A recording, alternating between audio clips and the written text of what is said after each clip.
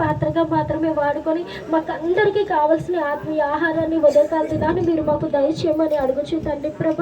అయ్యా నా తండ్రి ఆత్మదేవాన్ని ఆత్మ కార్యాన్ని తండ్రి అనేక జరిగించమని నన్ను నీ శిలువ చేత మరుగుపరచుకోమని అడుగుచు ఈ చిన్న ప్రభు యేసుక్రీస్తు నామమున ప్రార్థించి అడిగి వేడుకున్నాం తండ్రి, ఆమేన్. హెబ్రీయులకు రాసిన పత్రిక 11వ అధ్యాయము 23వ వచనం చదువుకుందాము.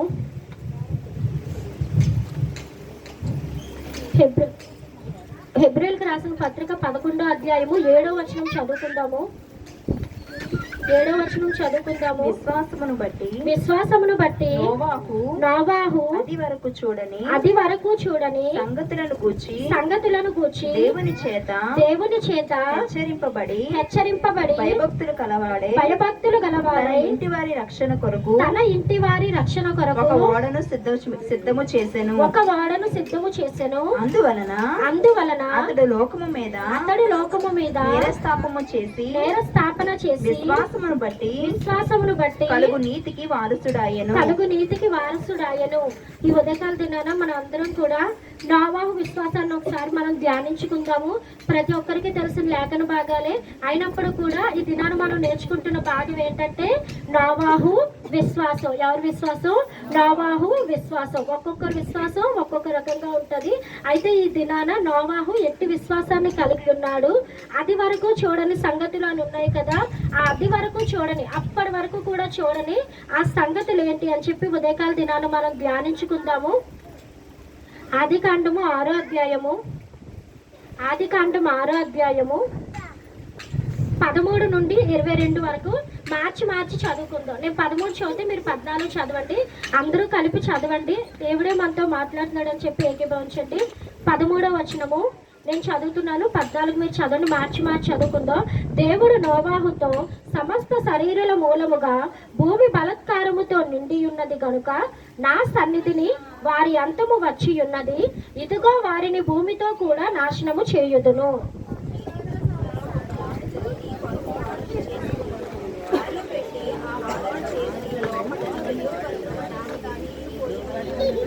నీవు దాన్ని చేయవలసిన విధమిది: ఆ ఓడ 300 మూరల పొడుగును 50 మూరల వెడల్పును 30 మూరల ఎత్తును గలదై ఉండవలెను.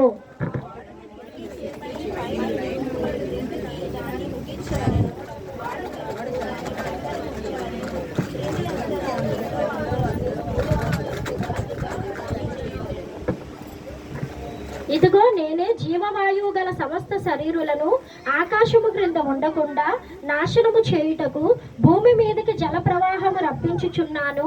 లోకమందున్న సమస్తమును చనిపోవును.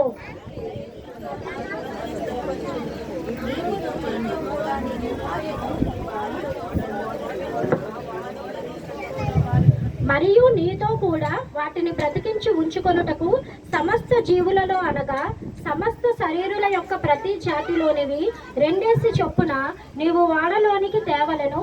వాటిలో మగదియు ఆడదియు నుండవలెను.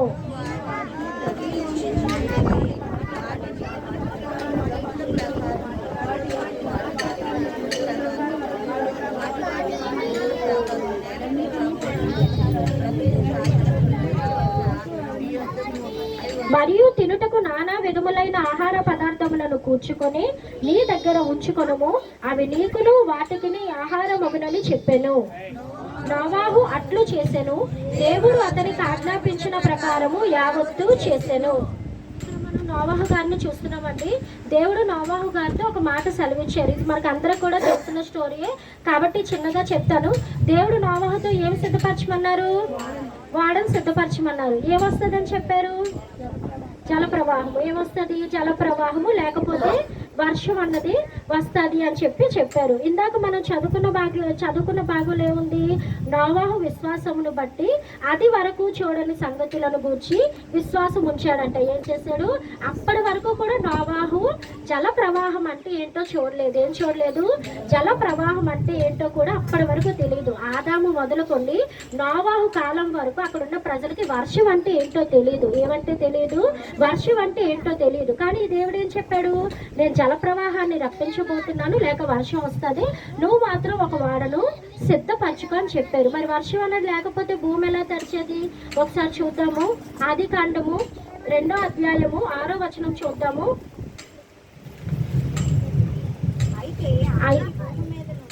అయితే ఆవిరి భూమి మీద నుండి లేచి నేల అంతటిని తడిపెను. మరి భూమి ఎలా తడిచేది, పంటలు ఎలా పండేవి అనంటే ఆవిరి భూమిలో నుండే లేచి ఏం చేసేదంట, భూమి అంతటిని కూడా తడిపేదంట. దాన్ని బట్టి అప్పుడున్న కాలంలో ఆ భూమి అంతా కూడా పండి పంటలు అవి కూడా పండేవి. ఆదాము మొదలుకొని నోవాహు కాలం వరకు అక్కడున్న ప్రజలకు ఏంటో తెలీదు, వర్షం అంటే ఏంటో కూడా తెలీదు. అది వరకు వాళ్ళు ఎప్పుడు కూడా వర్షం అంటే ఏంటో కూడా చూడలేదంట. కానీ దేవుడు ఏం చెప్తున్నాడు, నేను ఖచ్చితంగా ఆ వర్షాన్ని రప్పిస్తాను, ఆ జల ప్రవాహం అన్నది వస్తుంది, కానీ నువ్వు నమ్ము, నువ్వు విశ్వాసం ఉంచు, నీ ఇంటి వారందరూ రక్షణ కొరకు కూడా ఏం సిద్ధపరచుకోమన్నారు దేవుడు, ఒక వాడను సిద్ధపరచుకోమని చెప్పాడు. మనం చదువుకున్నాం కదా, నోవాహు ఏం చేశాడంట, దేవుడు చెప్పినట్లు కూడా చేశాడట నోవాహు. దేవుడు ఏ పాట అయితే చెప్పాడో ఎక్కడ కూడా తొలగిపోకుండా మొత్తము కూడా నోవాహు అట్టి విధంగానే చేశాడు. అయితే నోవాహు ఆ వాడు ఎన్ని సంవత్సరాలు కట్టాడంటే 120 సంవత్సరాలు కట్టాడంటే. ఎన్ని సంవత్సరాలు కట్టాడు, 120 సంవత్సరాలు. అప్పట్లో మనుషులు 900 అన్ని సంవత్సరాలు జీవించేవాళ్ళు. ఇప్పుడు మనుషులు 60 సంవత్సరాలు 70 సంవత్సరాలు జీవించడమే చాలా గ్రేట్. అంతకన్నా జీవిస్తే మనకేం కొద్దులే ఈ ముసలితనం అందని అనుకుంటాం. ఆ టైంలో మరి నోవాహు వాడు ఎన్ని సంవత్సరాలు కట్టారు, 120 సంవత్సరాలు కట్టాడు. ఈ 120 సంవత్సరాలు నోవాహు వాడని కట్టినప్పుడు అనేకులు నోవాహును చూస్తున్నారు. ఏమని చూస్తున్నారు, అనేకులు నోవాహు కడుతున్న వాడును కూడా చూస్తున్నారంట. ఎందుకంటే ఆ టైం వరకు అక్కడ ఉన్న జనాంగం ఎవరు కూడా వర్షం అంటే తెలియదు. కాబట్టి నోవాహు ఆ వాడ కట్టే సమయంలో మీరు కూడా నమ్మండి, మీరు కూడా రక్షణ పొందండి, మీరు కూడా వచ్చి వాడలోనికి ప్రవేశించండి అని చెప్పి నోవాహు 1 సంవత్సరం కాదు, 2 సంవత్సరాలు కాదు, 120 సంవత్సరాలు తన యొద్ద ఉన్న జనాంగాన్ని అంతటి కూడా చెప్తూనే ఉన్నారు. ఆ జనాలు అందరూ కూడా పరిశీలిస్తూనే ఉన్నారు. కానీ వారందరూ కూడా నమ్మేది ఏంటంటే ఇప్పటి వరకు కూడా రాలేదు, ఇప్పుడు వస్తుందా, ఏంటది ఇప్పటి వరకు కూడా మనకు వర్షం అంటే ఏంటో కూడా తెలియదు, అది అసలు ఎలా ఉంటుందో తెలియదు, కాబట్టి ఇప్పుడు అది వస్తుందా అని చెప్పి వీరు ఏం చేశారు, ఎవరు కూడా నమ్మిక అన్నది ఉంచలేదు. కానీ ఎవరు నమ్మారు, నోవాహు ఒక్కడే నమ్మాడు. నోవాహు ఒక్కడే నమ్మి ఏం చేశాడంట, దేవుడు చెప్పినది చెప్పేటట్లు ఎన్ని సంవత్సరాలు కట్టాడు, 120 సంవత్సరాలు. 1 సంవత్సరం కాదు, 2 సంవత్సరాలు కాదు, 120 సంవత్సరాలు వెయిట్ చేశాక అప్పుడు వచ్చిందంటే ఏమొచ్చింది, వర్షం. అప్పుడు ఆ వర్షం అన్నది, ఆ జల ప్రవాహం అన్నది ఏంటి, ఆ వర్షం అన్నది అప్పుడు 120 ఇయర్స్ నోవాహు వెయిట్ చేశాక ఆ 120 ఇయర్స్ వర్షం వచ్చాక అప్పుడు ఆ వాడలోనికి నోవాహు కుటుంబము దేవుడు ఏదైతే సిద్ధపరచమని చెప్పాడో ప్రతి దానిలో కూడా ఒక జతను ఏదైతే సిద్ధపరచమని చెప్పారో అవన్నీ కూడా ఆ వాడలోనికి ఎక్కాక అప్పుడు ఆ వాడ తలుపును మూసివేశారంటే. ఎవరు మూసివేస్తారు, ఆదికాండం 6వ అధ్యాయం చదవాల్సిన అవసరం లేదు, 16వ వచనంలో చూసుకుంటే ఉంటది. అప్పుడు యెహోవా వాడలో అతని మూసివేసాను. ఎవరేస్తారంటే ఆ తలుపు ఎవరు మూసివేస్తారు, దేవుడే మూసివేస్తారు. కాబట్టి అప్పటి వరకు కూడా ఆ జనాంగం ఎవరు కూడా ఆ చూడని సంగతులను గూర్చి ఎవరు కూడా నమ్మలేదు. కానీ లాస్ట్లో వర్షం వచ్చే టైంలో ఇంకా ఎక్కుదామన్నా కూడా వారికి ఎవరికి కూడా ఏమి లేదంట, అవకాశం లేదు. ఎందుకంటే ఆ తలుపుని ఎవరు మూసివేస్తారు, దేవుడే మూసివేస్తాడు. ఇంకా దానికి రావడం, ఇంకా దానిలోనికి వెళ్ళడానికి కూడా ఆ అవకాశం అన్నది కూడా లేదు.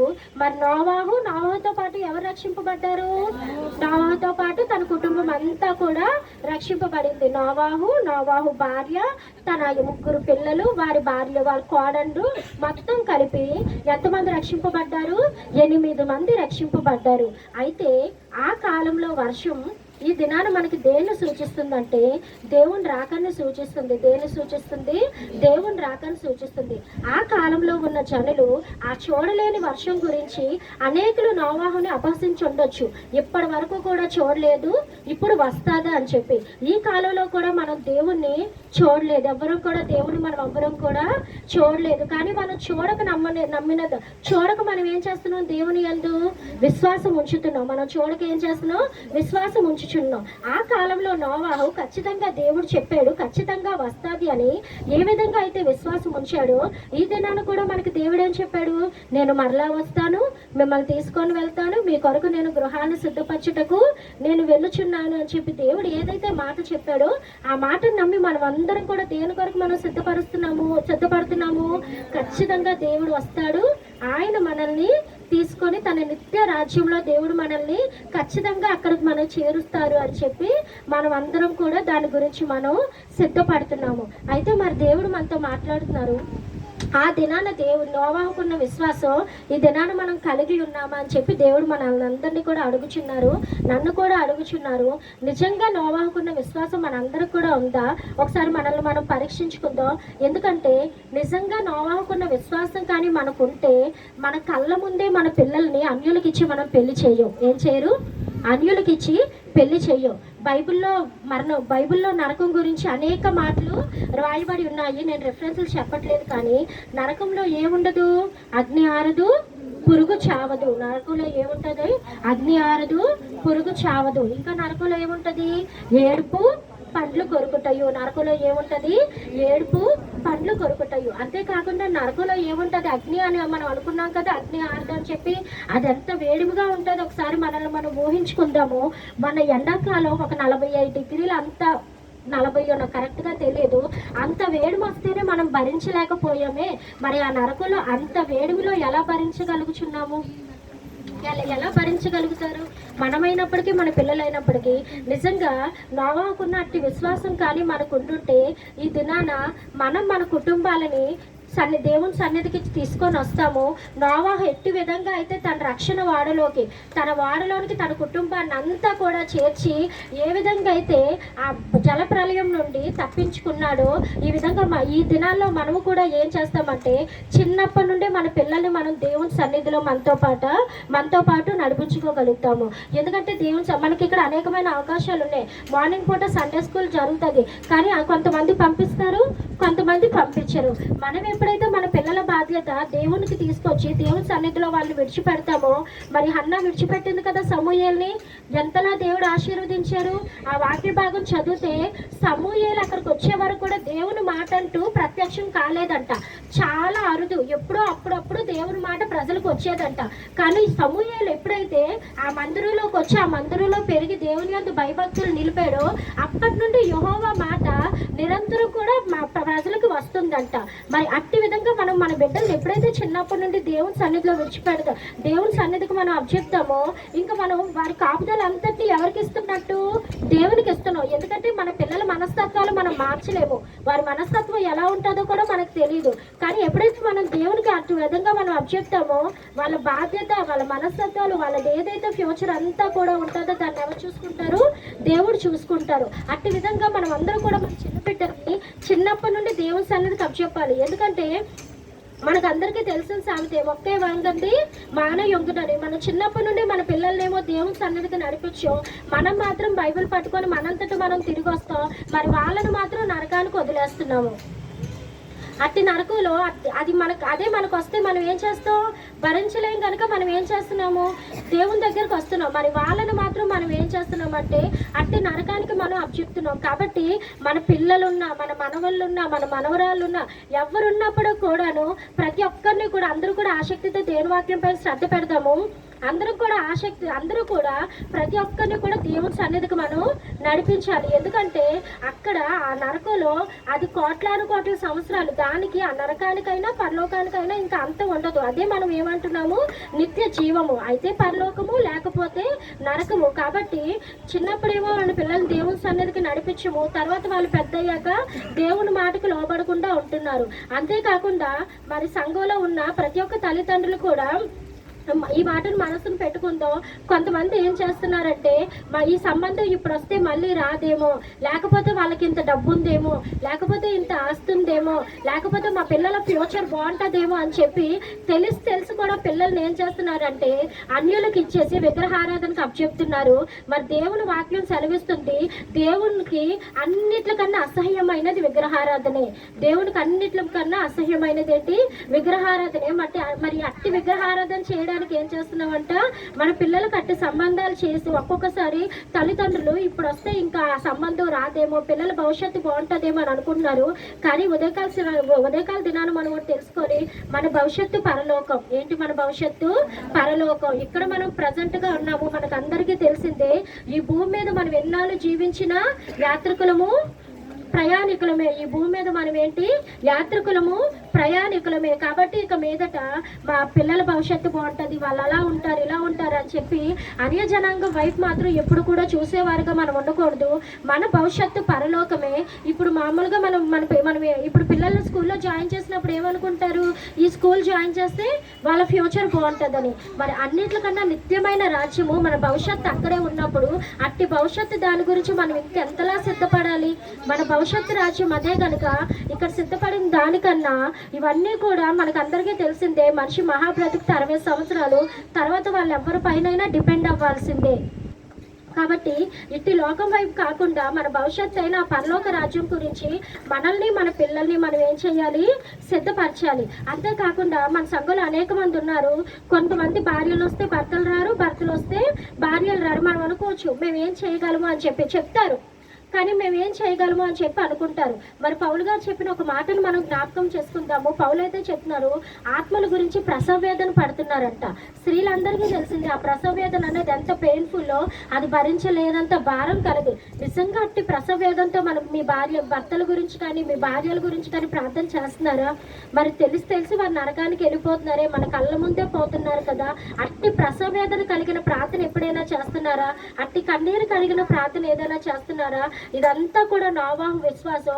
నిజంగా మీరు నరకం ఉంది అని నమ్మితే, నిజంగా దేవుడు మన కొరకు వస్తారు అని నిజంగా కానీ మనం అందరం కూడా నమ్మితే, నిజంగా మన ఇంట్లో ఎవరైతే నశించిపోతున్నారో, మన బంధువుల్లో ఎవరైతే నశించిపోతున్నారో వారందరి కొరకు అట్టి ప్రసవ వేదన పడే ప్రార్థన మనం అందరం కూడా చేస్తాము. ఆ విశ్వాసాన్ని ఉదయకాల దినాన మనం ఏమని చెప్పుకున్నామంటే నోవాహు విశ్వాసం. ఎలా అయితే నోవాహు అది వరకు చూడని ఆ వర్షం వస్తుందని నమ్మాడు, చూడలేదు, కానీ ఎవ్వరు రాదనుకున్నారు, కానీ వర్షం అన్నది వచ్చింది, రక్షింపబడ్డాడు.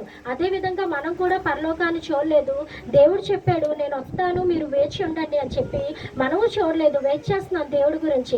ఎప్పుడైతే మనం నిజంగా విశ్వాసం కలిగి వెయిట్ చేస్తామో మనం కూడా ఏం చేస్తామో ఆ పరలోకాన్ని పొందుకుంటాం. కాకపోతే మన మట్టుకు మనమే పొందుకోకుండా మనతో పాటు నోవాహు ఎట్టి విధంగా అయితే తన కుటుంబాన్ని అంతటిని కూడా ఆ ఓడలోనికి తీసుకెళ్ళి ఆ ఓడను అంతటిని కూడా సంరక్షించుకున్నాడు.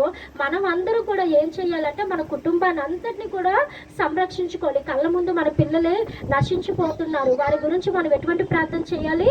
పౌలు గారు పడిన ఆత్మల కోసం పౌలు గారు పడిన ప్రసవ వేదన వంటి ప్రార్థన మనం చెయ్యాలి. మనకు వీలుగా ఉన్నప్పుడు వాళ్ళు వింటారు అన్న టైంలో మనం ఏం చేయాలి, వారికి దేవుని రాజ్యం గురించి మనం చెప్పాలి. లేకపోతే వారికి తెలియదు. కానీ తెలిసిన మీరు ఆ నరకంలో వారు భరించలేరు, అట్టి వేదన భరించలేరు అని తెలిసిన మనమందరం కూడా ఏం చేయాలి, వారందరికీ కూడా దేవుని రాజ్యం గురించి దేవుని రాకడ గురించి కూడా మనం అందరం కూడా చెప్పాలి. రూతు గ్రంథము 2వ అధ్యాయం 12వ వచనం చదువుకుందాము. రూతు గ్రంథము 2వ అధ్యాయం 12వ వచనం చదువుకుందాము. రూతు గ్రంథం 2వ అధ్యాయం 12వ వచనం చదువుకుందాము. గట్టిగా చదువుతున్నాను వినండి. ఇశ్రాయేలుల దేవుడైన యెహోవా రెక్కల క్రింద సురక్షితముగా ఉండునట్లు నీవు వచ్చితివి. ఎవరి రెక్కల క్రింద? ఇశ్రాయేలుల దేవుడైన యెహోవా రెక్కల క్రింద సురక్షితముగా ఉండుటకు నీవు వచ్చితివి. ఇక్కడ ఈ మాటను ఎవరెవరికి చెప్తున్నారంటే బోయాజు రూతుకు చెప్తున్నారు. ఎవరు చెప్తున్నారు? బోయాజు రూతుకు చెప్తున్నారు. ఇక్కడ రూతు ఎవరికి సాదృశ్యంగా ఉందంటే ఒక అన్యురాలికి. ఎవరికి సాదృశ్యంగా ఉంది? ఒక అన్యురాలికి. దేవుడు అంటే ఎరగని ఒక మనిషికి రూతు సాదృశ్యంగా ఉంది. ఇప్పుడు బోయాజు ఏం చెప్తున్నాడు? నీవు దేవుడైన యెహోవా రెక్కల క్రింద సురక్షితంగా ఉండుటకు నీవు వచ్చితివి అని. ఇది ఎప్పుడు చెప్తున్నాడంటే ఒక దేవుని ఎరుగని స్త్రీ తన అత్తతో ఎప్పుడైతే నీ దేవుడే నా దేవుడు, నీ జనాంగమే నా జనాంగము అని ఎప్పుడైతే ఆ స్త్రీ తన అత్తతో ఈ దినం నుండి నీ దేవుడే నా దేవుడు అని ఎప్పుడైతే చెప్పిందో అప్పుడు తనకు వస్తున్న వాగ్దానం ఏంటి? నువ్వు ఈ దేవుణ్ణి నమ్ముకున్నావు కనుక ఈ దేవుని రెక్కల క్రింద సురక్షితంగా ఉండుటకు నీవు వచ్చితివి. ఎప్పుడైతే మనం మన బిడ్డల్ని చిన్నప్పటి నుండి దేవుని సన్నిధికి నడుపుతామో, లేకపోతే ఎప్పుడైతే మనం మన ఇంట్లో యవనస్తులు ఉన్నారు, వారు పెద్దవారు అవుతున్నారని తెలుసు, కానీ తల్లిదండ్రులు ఉన్నారు బాప్తిజం కొరకు వారిని సిద్ధపరచరు. తల్లిదండ్రులు బాప్తిజం కొరకు వారిని సిద్ధపరచరు. మన తల్లిదండ్రులకి మరి వారికి పెళ్ళి అవుతుందో అవ్వదో అని మరి భయమేమో, నాకైతే తెలియదు. కానీ పెళ్లి చేసినా మీరు ఏ అన్యులుగా ఇచ్చి మాత్రం పెళ్లి చేయరు కదా. దేవుని బిడ్డలకే ఇచ్చి పెళ్లి చేస్తారు కదా, మరి వారు ఎప్పుడైనా ఆ రక్షణ పొందుకోవాల్సిందే కదా. మరి ఎందుకు మీరు మీ పిల్లల్ని బాప్టిజం కొరకు సిద్ధపరచట్లేదు? ఎప్పుడైతే వారు ఆ బాప్టిజం ఆ రక్షణ అన్నది పొందుకుంటారో ఎవరు రెక్కల క్రిందకి వారు వస్తున్నారంట? దేవుని రెక్కల క్రిందకి. ఎప్పుడైతే దేవుని రెక్కల క్రిందకి వారు వస్తున్నారో వారికి ఏముంటుంది? సురక్షితం అన్నది ఉంటుంది. ఏముంటుందంట? వారికి సురక్షితం అన్నది ఉంటుంది. కాబట్టి మన పిల్లలు మనం ప్రోత్సహించాలి. ఇంట్లో ఎవరస్తులు ఉన్నారు కానీ ఏ తల్లిదండ్రులు కూడా నీవు రక్షణ తీసుకో, లేకపోతే నీవు ఇయరు బాప్టిజం పొందుకో, సిద్ధపడు బాప్టిజం గురించి అని మనం ఏ మాత్రం కూడా ప్రోత్సహించో, అద్భుతాలు ఆశ్చర్య కార్యాలు మాత్రం మనకు జరిగిపోవాలి, దేవుడు మాత్రం మనల్ని సంరక్షించాలి అని మాత్రం అనుకుంటాం. అలా కాదు. ఎప్పుడైతే దేవుని నామములో మనం రక్షణ పొందుకుంటామో అప్పుడు దేవుడు కాపుదల అన్నది, దేవుని సంరక్షణ అన్నది మనకి ఎప్పుడు కూడా వస్తుంది. కాబట్టి ఇక్కడ ఉన్న ప్రతి తల్లిదండ్రులు కూడా మీ బిడ్డలు యవనస్తులు అయి ఉంటే వెంటనే బాప్టిజం తీసుకోమని నేను చెప్పట్లేదు. మీ బిడ్డలు మీరు సిద్ధపడమని చెప్పండి. అమ్మా, నువ్వు బాప్టిజం కొరకు సిద్ధపడు. ఎప్పుడైతే నువ్వు దేవుని కాపుదల్లోకి వెళ్తావో దేవుడే నిన్ను సంరక్షిస్తాడు. మనం మన పిల్లల్ని ఎప్పుడు కాయగలమా? కాయలేము కదా. వాళ్ళ మనస్తత్వాలను కాయలేము, వాళ్ళ భవిష్యత్తులు మనం కాయలేము, వాళ్ళు బయటకు వెళ్ళి వస్తే ఎలా వస్తారో కూడా మనం కాయలేము. కానీ ఎప్పుడైతే మనం మన బిడ్డలను తీసుకొచ్చి ఆ రక్షణ అనే వార్డులోకి ఎక్కిస్తామో, ఆ బాప్టిజంలోనికి మనం నడిపిస్తామో, ఇంకా మనం ఆ బాధ్యత అంతా కూడా దేవునికి అప్పచెప్తున్నాము. కాబట్టి ఇక్కడ బోయాజు రూతుతో చెప్తున్నాడు, ఇశ్రాయేలుల దేవుడైన యెహోవా రెక్కల క్రింద సురక్షితంగా ఉండుటకు నీవు వచ్చితివి. ఎప్పుడైతే మనం మన పిల్లల్ని ఆ రక్షణలోకి నడిపిస్తామో మన బిడ్డలు ఏం పొందుకుంటారంట? దేవుని రెక్కల క్రింద ఎప్పుడు సుఖంగా సురక్షితంగా ఉండే ఆ జీవితాన్ని అంటూ పొందుకుంటారంట. కాబట్టి దేవుడు మనతో ఈ ఉదయకాల దినాన్ని మాట్లాడుతున్నారు. మీరు మాత్రమే ఆ భాగ్యాన్ని పొందుకోవడం కాదు, కానీ నోవాహు ఎట్టి విధంగా అయితే తన కుటుంబం మొత్తాన్ని కూడా ఆ వారలోనికి ఎక్కించి రక్షింపబడ్డాడో మనం కూడా ఏం చేయాలి?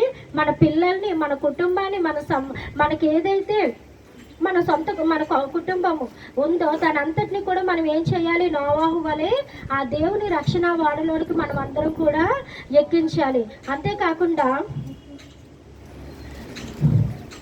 అలా అని చెప్పి మరి దేవుని ఒక్కసారి బాప్టిజం తీసుకొని మరలా వెనక్కి వెళ్ళి అవే పాపపు క్రియలు, అవే చెడు క్రియలు చేస్తే దేవుడు ఒక మాట మాట్లాడుతున్నారు. ఎందుకంటే తీర్పు దినమన్నది వస్తుంది. ఆ తీర్పు దినాన దేవుడు దేన్ని వేరుపరుస్తారు? గోధుమలను, గురుగులను దేవుడు వేరుపరుస్తారు. రక్షణ పొందుకున్నంత మాత్రాన ప్రతి ఒక్కరూ దేవుని రాజ్యంలోకి చేరుతామా?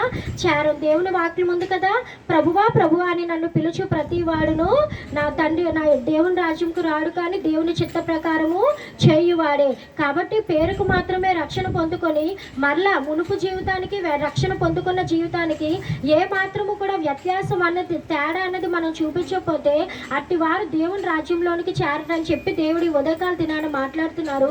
రక్షణ పొందక ముందు అదే వ్యభిచారం, రక్షణ పొందాక అదే వ్యభిచారం, రక్షణ పొందక ముందు అదే చెడు కార్యాలు, రక్షణ పొందాక అవే చెడు కార్యాలు, రక్షణ పొందక ముందు నోటి నుండి అవే మాటలు, రక్షణ పొందాక కూడా నోటి నుండి అవే మాటలు వస్తే మనం ఏమాత్రం కూడా నిజంగా దేవుని రక్షణ పొందినట్లు కాదు. మరి ఉదయకాల దినాన్ని దేవుడు మాట్లాడుతున్నారు, రక్షణ పొందక ముందు ఉన్న జీవితానికి, రక్షణ పొందిన తర్వాత ఉన్న జీవితానికి వ్యత్యాసం అన్నది చూపించాలి. ఎప్పుడైతే మనం నిజంగా అట్టి వ్యత్యాసం చూపిస్తామో మనం బయటకు వెళ్ళి ఎవరికో సువార్త చెప్పాల్సిన అవసరం లేదు.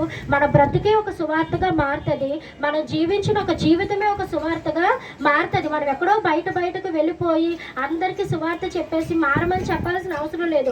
మన నడవడిక, మన బ్రతుకు, మన మాట తీరే మొత్తం ఇదంతా కూడా ఎలా మారుతుంది? సువార్తగా మారి అనేకమైన వారిని దేవుని వైపు నడిపే విధంగా ఉంటుంది. కాబట్టి మరి మనం అనుకోవచ్చు, మరి మనలో ఉన్న కొంతమంది అనుకోవచ్చు, మరి నేను రక్షణ పొందుకున్నాను, దేవునికి అనుగుణమైన మరి నేను రక్షణ పొందుకున్నాను కదా, దేవుని ఇష్టానుసారంగా జీవిస్తున్నాను కదా, నేను ఏ తప్పిదం కూడా చేయట్లేదు అని మనం అనుకోవచ్చు.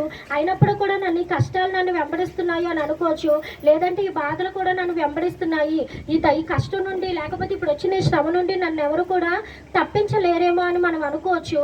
కానీ మనం అనుకోవచ్చేమో, మరి నేను నా బిడ్డలందరినీ కూడా దేవునిలోకి నడిపించాను కదా, నేను కూడా దేవునిలోనే నడుస్తున్నాను కదా, మరి నేను దేవుని చెప్పిన ప్రకారమే చేస్తున్నాను కదా, అయినా నాకు ఇట్టి శ్రమలు వచ్చాయి ఏంటి, ఇట్టి నిందలు వచ్చాయి ఏంటి అని మనం అనుకోవచ్చు.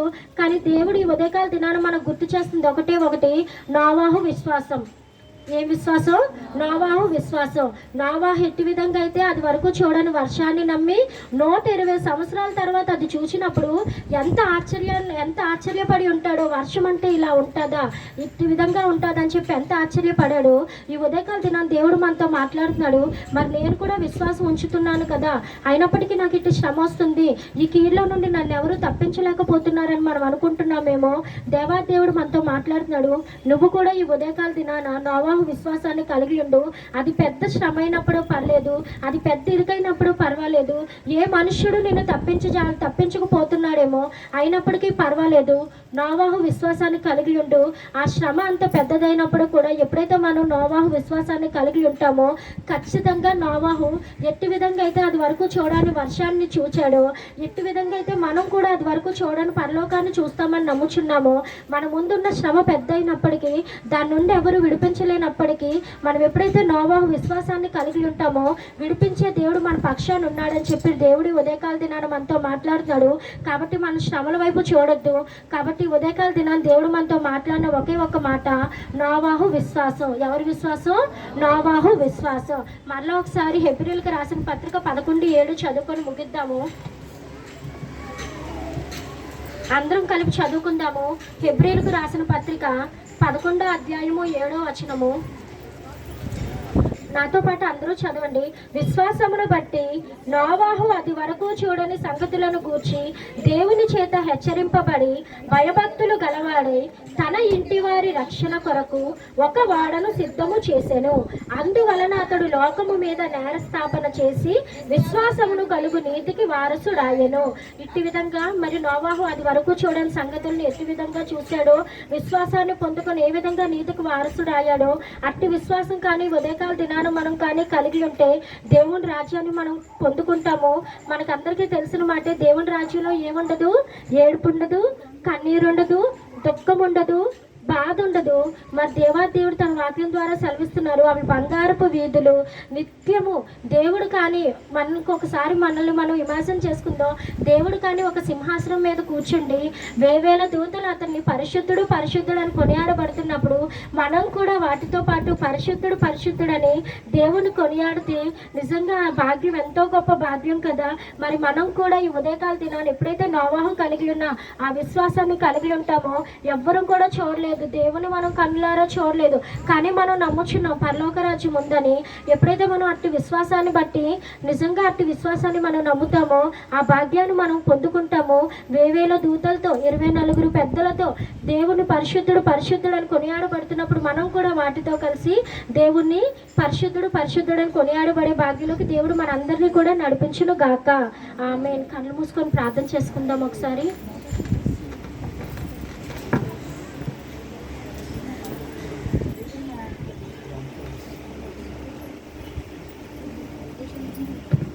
ప్రార్థన చేసుకుందాం. విన్ని మాటలు దేవుడు మన వెనుకల్లో ఫలింపచేయలాగున ఈ వాక్యమును దృష్టిని వెతిపోకుండా ప్రతి ఒక్కరిని దేవుని అడుగుదాం. దేవా, నోవాహు వాడ సిద్ధపరచుకుని తండ్రి ప్రభా తన కుటుంబాన్ని ఎలా అయితే వాడలో రక్షించగలుగుతున్నాడో, నేను జీవమని వాడ కట్టుకొని నా కుటుంబాన్ని నేను రక్షించుకున్నటకు నాకు మీరు కృపను దయచేయండి అంటూ దేవాది దేవుని అడుగుదాం. దేవుడు అడిగితే మనకు ధారాళముగా దయచేయడానికి సిద్ధముగా ఉన్నాడు. మనము అడగడానికి సంకోచిస్తున్నాము. అడిగితే దేవుడు ఇస్తాడా ఇవ్వడా అనే ఆలోచన కలిగి ఉన్నావేమో. దేవునికి అసాధ్యమైనదంటూ ఏమీ లేదు. సమస్తము దేవునికి సాధ్యమే. నీ కష్టాల్లో నుంచి, నీ ఇరుకుల నుంచి, నీ ఇబ్బంది నుంచి, నీకున్న వేదన నుంచి, నీకున్న భారము నుంచి దేవాది దేవుడు తప్పించుటకు సమర్థుడు. ఆయననే మీరు నమ్ముకొని ఉన్నారు. ఆయన రెక్కల చాటున మీకు ఆశ్రయం కలుగును, నాకు ఆశ్రయం కలుగును.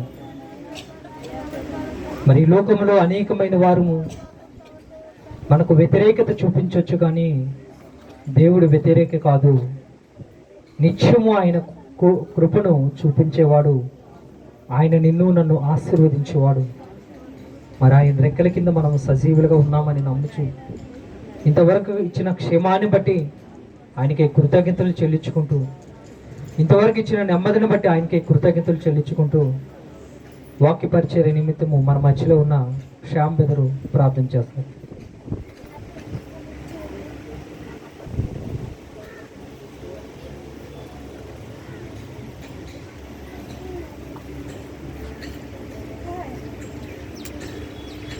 ప్రార్థించుకుందాం. మమ్మల్ని అతిమిక్కిలిగా ప్రేమిస్తున్న మా ప్రియ పరలోకపు తండ్రి, తమ ప్రియ కుమారుని యేసుక్రీస్తు వారి ద్వారా మమ్మల్ని మా సంఘ